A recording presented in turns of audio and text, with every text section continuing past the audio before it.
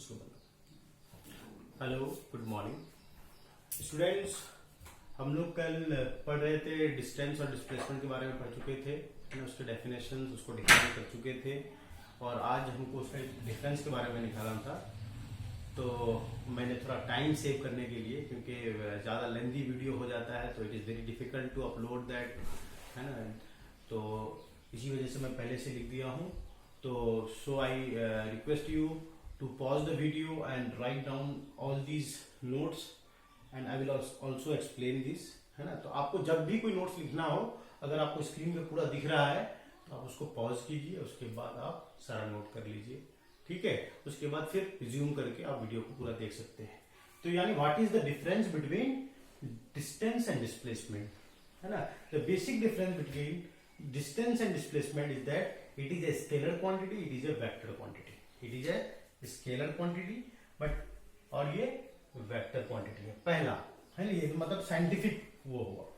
तो इसका डेफिनेशन क्या है? Length of actual path travelled by an object. And distance क्या होता है? Distance is the length of actual path travelled by the object. और यहां पे क्या है? Shortest length between initial point and final point, है ना। इनिशियल पॉइंट और फाइनल पॉइंट हम लोग डिस्कस कर चुके थे। इनिशियल पॉइंट हमारा होम हुआ करता था। हम लोग क्या क्या किए थे, है ना, प्रीवियस क्लास में, कि भाई हम होम से जाते थे बहादुरगंज में वो चीज नहीं मिला तो फिर हम लोग चले गए थे लोहागड़ा। तो इनिशियल पॉइंट क्या हुआ? हमारा होम हुआ। और फाइनल पॉइंट क्या हुआ? बहादुरगंज नहीं हुआ, फाइनल पॉइंट हो गया हमको, क्योंकि लोहागड़ा फाइनली जाना था, इसी वजह से लोहागड़ा वाज द फाइनल पोजीशन। यानी इनिशियल पॉइंट और फाइनल पॉइंट के बीच का जो शॉर्टेज डिस्टेंस है वो क्या कहलाएगा? डिस्प्लेसमेंट कहलाएगा, है ना।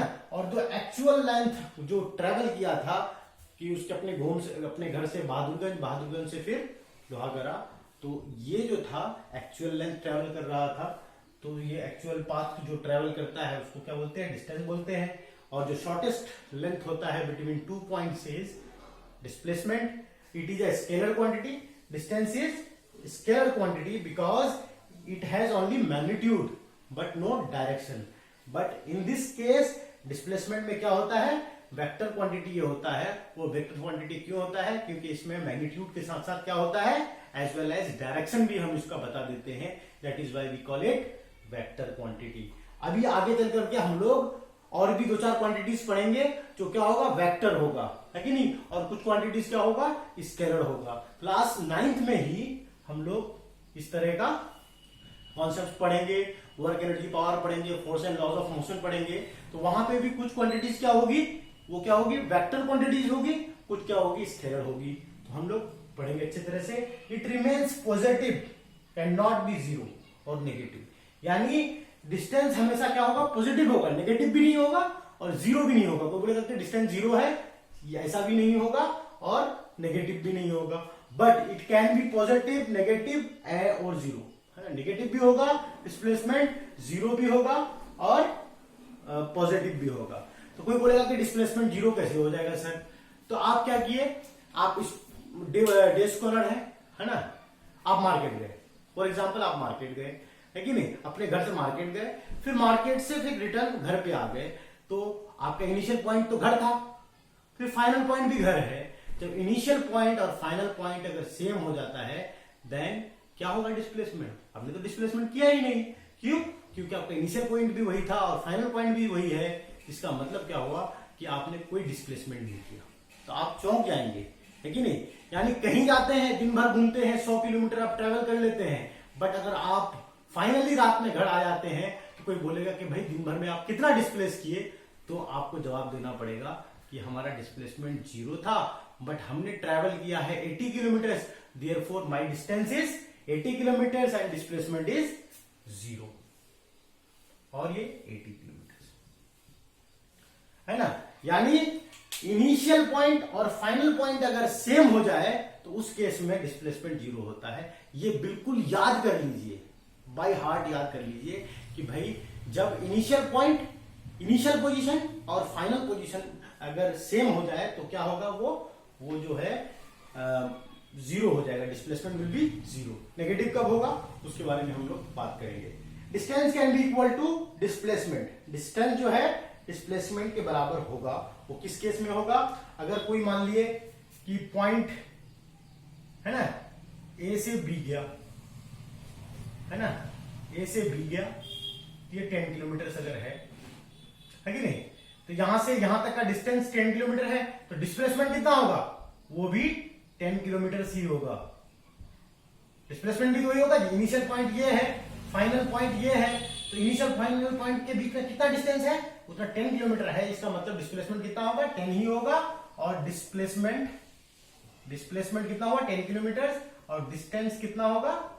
वो हो गया आपका 10 किलोमीटर। यानी इस केस में जब स्ट्रेट लाइन में कोई अगर मूव करेगा, यहां पे क्या लिखा है? इन अ लीनियर पाथ। जब कोई बॉडी लीनियर पाथ में चल रही होगी तो उस वक्त डिस्टेंस और डिस्प्लेसमेंट क्या होगा? बराबर होगा। ठीक है। और displacement can be equal to distance और लेसर देन डिस्टेंस। अब क्या होगा? यहां से यहां तक का डिस्टेंस 10 किलोमीटर है कि नहीं? कोई बंदा यहां से यहां गया, ए से बी 10 किलोमीटर चल के गया, फिर यहां पे एक कोई पॉइंट है जो यहां से यहां तक कितना है? 7 किलोमीटर है। यानी फिर वो बंदा जो है राहुल मानते हैं। राहुल ए पॉइंट से बी पॉइंट तक गया, फिर बी पॉइंट से सी पॉइंट तक आया। सी पॉइंट यानी ये 7 किलोमीटर है, ए से सी का बीच में 7 है। और इधर कितना होगा? इधर 3 किलोमीटर हो जाएगा, क्योंकि टोटल कितना है? 10 किलोमीटर है। तो यानी राहुल क्या होता है कि ए से बी जाता है, बी से फिर सी यहां आता है, पहले ऐसे करके गया इस डायरेक्शन में, फिर क्या हो गया कि यहां से वापस रिटर्न आकर के फिर सी पॉइंट पे आ गया। तो यानी 10 किलोमीटर इधर चला, उसका 3 किलोमीटर इधर चला, तो उसका डिस्टेंस कितना हो गया? 13 किलोमीटर हो जाएगा। और डिस्प्लेसमेंट कितना हो जाएगा? उसका डिस्प्लेसमेंट हम इनिशियल पॉइंट देखेंगे, फाइनल पॉइंट देखेंगे, उसके बीच का डिस्टेंस कितना है? 7 किलोमीटर गिवन है। That is why the displacement of Rahul will be 7 kilometres. The displacement of Rahul will be 7 kilometres. तो इसका मतलब क्या हुआ कि displacement can be equal to the distance और लेसर देन डिस्टेंस। इक्वल कब होगा? जब लीनियर पाथ में होगा। यानी इनिशियल पॉइंट और फाइनल पॉइंट और उसका जो जितना वो ट्रैवल कर रहा है वो अगर बराबर हो, एक ही जगह पे हो, तो वो क्या होगा कि उसका डिस्टेंस और डिस्प्लेसमेंट, अगर इस पॉइंट पे ए से बी गया है तो डिस्टेंस भी 10 किलोमीटर और डिस्प्लेसमेंट भी 10 किलोमीटर।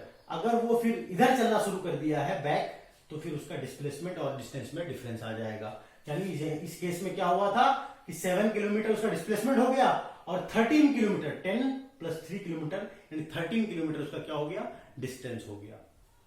होप समझ में आ गया होगा, है ना। और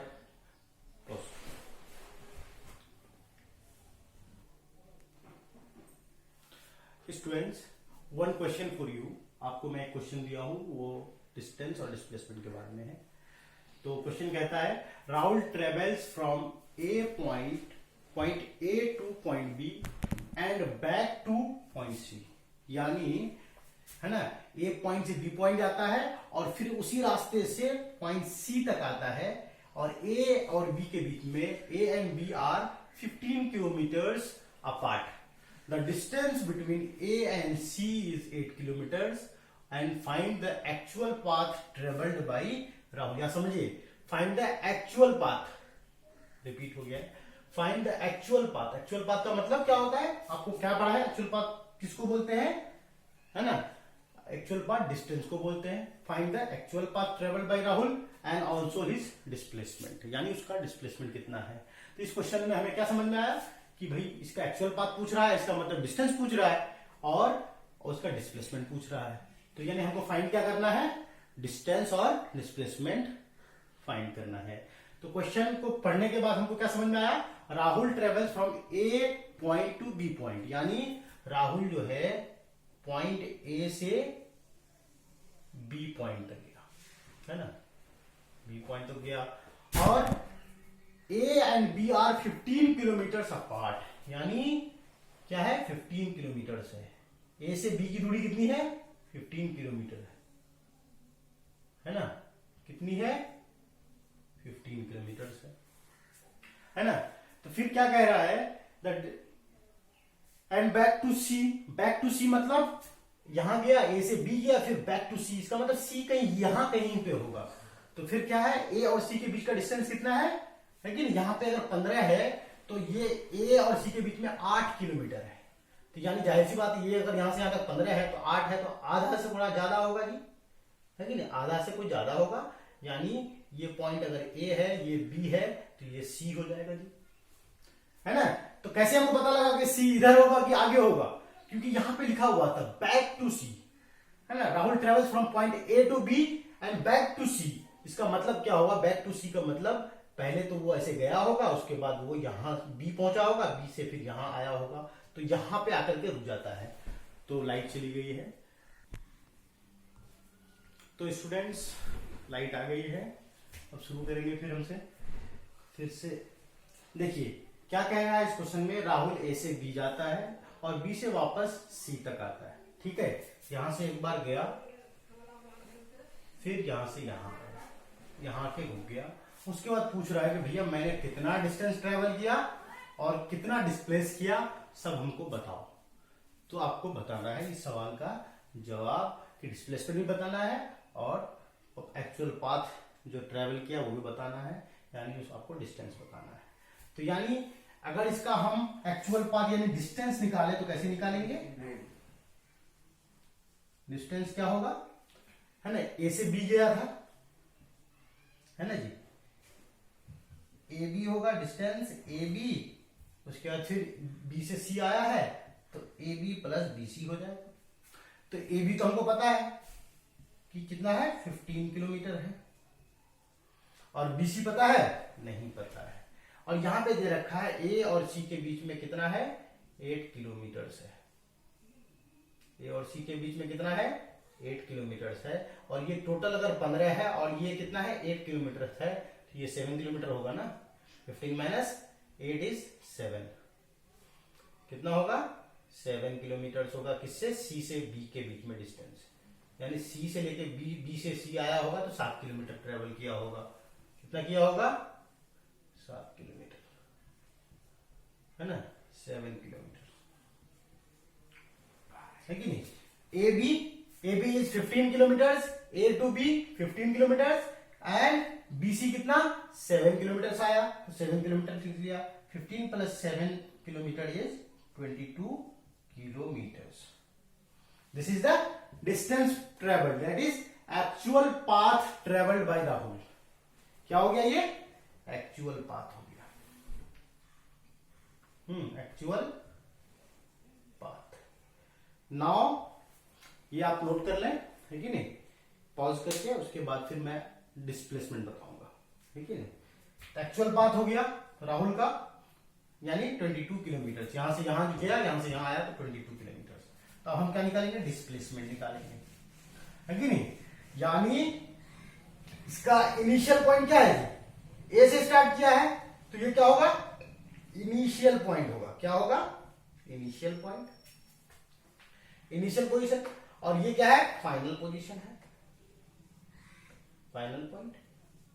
स्टार्ट यहां से किया तो इसको इनिशियल पॉइंट, और खत्म यहां कर रहा है तो सी पे, तो ये फाइनल पॉइंट हो गया। यानी इनिशियल पॉइंट और फाइनल पॉइंट का जो शॉर्टेस्ट डिस्टेंस होता है, शॉर्टेस्ट लेंथ होता है, उसी को हम क्या बोलते हैं, डिस्प्लेसमेंट बोलते हैं। तो यानी डिस्प्लेसमेंट कितना होगा, ए से लेके सी तक, ए से किसके तक, ए से लेके सी तक का जो डिस्टेंस होगा, जो लेंथ होगा, वही लेंथ क्या होगा उसका, उसका डिस्प्लेसमेंट होगा, है ना। यानी डिस्प्लेसमेंट बराबर, डिस्प्लेसमेंट बराबर क्या होगा, है लेंथ ऑफ एसी, और ए लेंथ ऑफ एसी क्या है, 8 किलोमीटर यहां पे गिवन है। ये क्या है, ए से सी का 8 किलोमीटर, यहां पे हमने डायग्राम में ही बना दिया है 8 किलोमीटर। यानी डिस्प्लेसमेंट कितना हुआ, वो 8 किलोमीटर। समझ में आया आप लोगों को, आई होप सबको समझ में आ गया होगा, है कि नहीं। अगर नहीं आया है तो बार बार इस वीडियो को देखें, और पीछे वाला भी देखें, इससे पिछले वाला भी लेक्चर आप यूट्यूब पे देख सकते हैं, है ना। मिल्ली हेल्प डेस्क, मिल्ली हेल्प डेस्क चैनल है ना, मिल्ली हेल्प डेस्क। और जो हम लोग क्लास का जो ग्रुप है वहां से भी आप लिंक के थ्रू से देख सकते हैं, ठीक है। तो अब हम लोग बढ़ेंगे आगे। अब मोशन हम लोग पढ़ लिया, है कि नहीं। अब टाइप्स ऑफ मोशन पढ़ेंगे, है ना। मोशन पढ़ लिया था, उसके बाद डिस्टेंस पढ़ लिया, डिस्प्लेसमेंट पढ़ लिया, सब समझ गया, सारा क्वेश्चन भी कर लिया। तो अब हम लोग कहां पहुंचेंगे, है ना, मोशन को डिस्क्राइब, उसको उसके कैटेगरीज में बांटेंगे कि मोशन कितने कैटेगरीज का होता है ना। Motion can B divided into two parts, that is uniform motion and non-uniform motion. Uniform motion.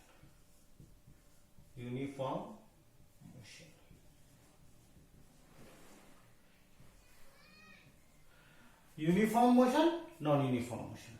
और नॉन यूनिफॉर्म इसका फर्दर कैटेगरी नहीं कर सकते हैं, इसको हम फर्दर टू पार्ट्स में डिवाइड करेंगे, है कि नहीं। नॉन यूनिफॉर्म मोशन फर्दर आगे और दो पार्ट में डिवाइड करेंगे, that will be accelerated motion, accelerate word सुना है आप लोगों ने, है ना। जो लोग बाइक चलाते हैं, है ना, तो वो लोग जानते होंगे, या फिर आपने सुना होगा एक्सेलरेट करो, गाड़ी को एक्सेलरेट करो, एक्सेलरेटर दबाओ, है कि नहीं। इसका मतलब स्पीड बढ़ाना, चेंज करना स्पीड में। तो वही एक्सेलरेटेड मोशन, और एक होता है D accelerated motion,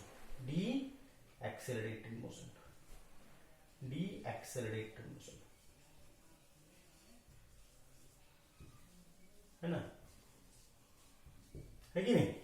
accelerated motion और डी एक्सेलरेटेड मोशन, इसको हम रिटार्डेशन भी बोलते हैं। क्या बोलते हैं, रिटार्डेशन,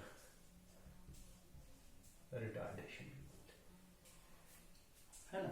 तो सबसे पहले अब इसको हम लोग डिटेल में पढ़ेंगे, यूनिफॉर्म मोशन, है कि नहीं। यूनिफॉर्म मोशन ये आपको नोट कर लें, है कि नहीं।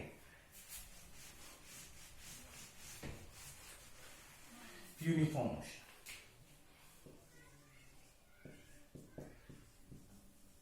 How many uniform motion,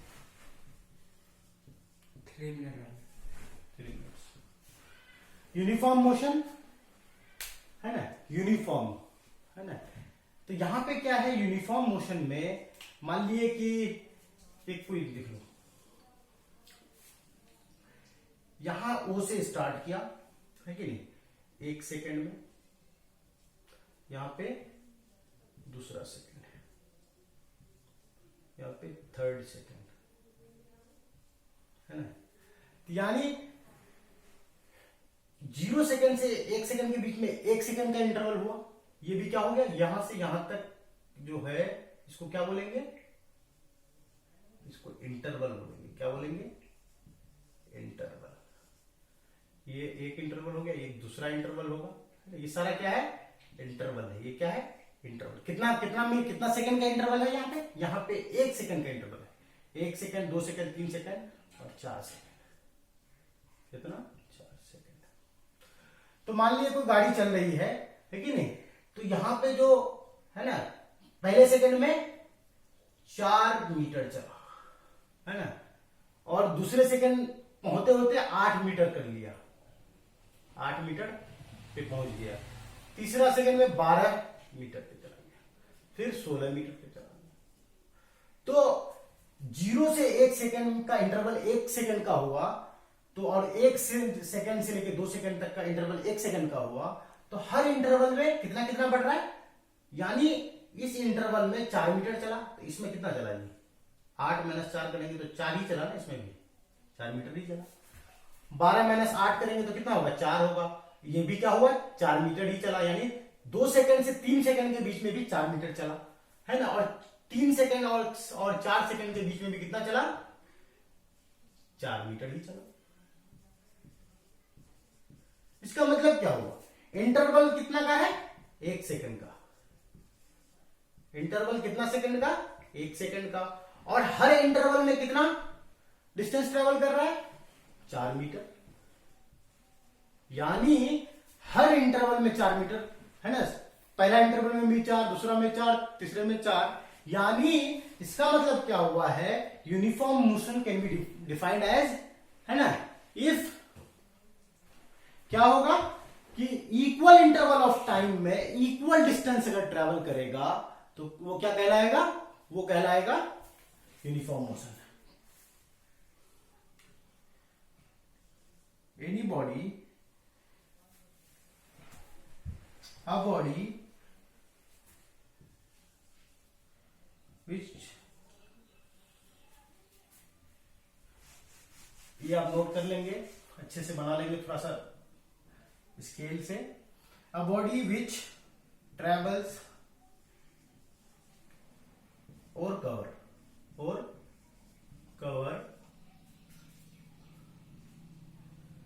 equal distance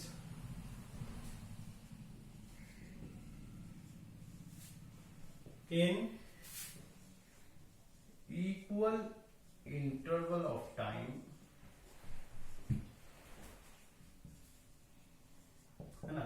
A body which travels or covers equal distance in equal interval of time is called uniform motion.